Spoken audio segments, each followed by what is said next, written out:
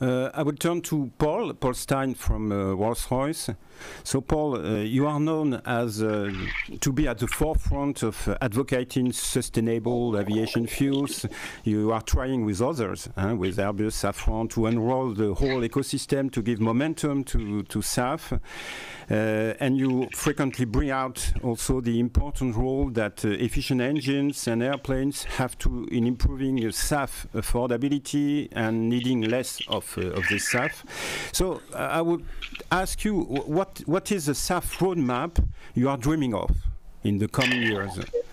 Well, thanks very much, Bruno. It sounds like you've given most of my speech already. But I think our view is that certainly disruptive technologies will play a part in middle-sized to smaller aircraft, but drop-in SAFs plus ever more efficient engine-airplane combinations will form the bulk of aviation decarbonisation by 2050, and that's where we need to put a lot of our effort. As you've said, SAFs will cost more, and so engine efficiency and airplane efficiency is even more important.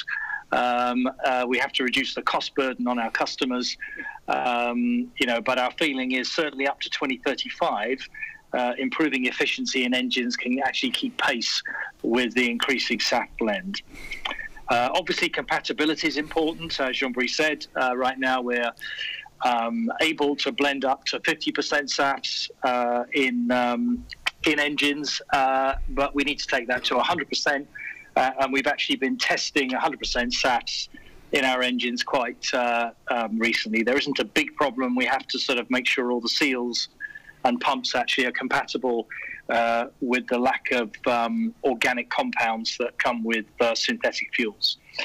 One of the things that I think we spend some time working with universities and institutions on is showing that SAF that has no fossils in its life cycle, and I'll come on to how that can be in a while, has got a net zero footprint. If you take a carbon atom out of the atmosphere and return it to the atmosphere, then it has a net zero footprint, and net zero really is the journey the world is on since the Paris Accord mentioned earlier on. The drop-in nature of the fuels also means that we can decarbonise the existing fleet, not just new airplanes. So SAFs have got a lot going for them. So what's the problem? Well, one problem is scale. We need an awful lot of SAFs by 2050. We need 500 million tonnes of SAFs by 2050, even with some degree of hydrogen electrification, hybrid electric. That's a huge industrialisation, massive. And it's quite interesting that in many of these aviation conferences, we need to start involving the oil and gas industry because they're the ones that have to produce this enormous scale that's required to meet the SAF challenge. The good news is that the oil and gas giants say they can do it, and quite recently Shell made quite a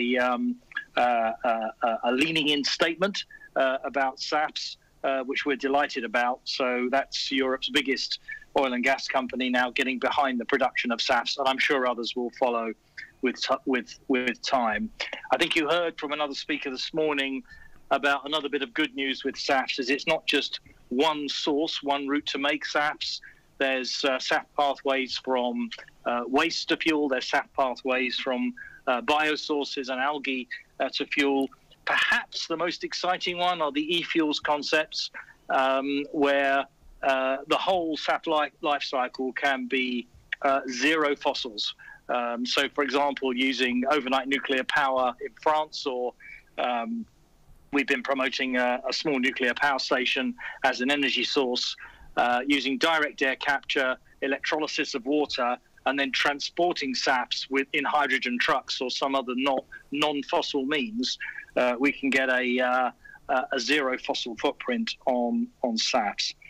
I think the last thing I'd just like to say on SAFs is it's easy to take a 2021 optic on SAFs. This is a massive industry that's growing, huge industrial giants.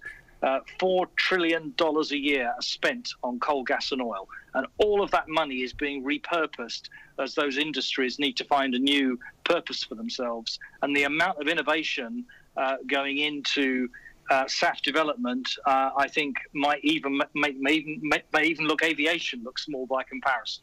So watch this space because we'll see much innovation between now and 2050. And then on top of that, we need the regulatory environment, Bruno, particularly things like SAF blend mandates to make sure the market's there. But at that point, I'll stop and hand back to you. Okay, thank you. I can confirm that we heard also good news on SAF in the previous lectures we had this afternoon.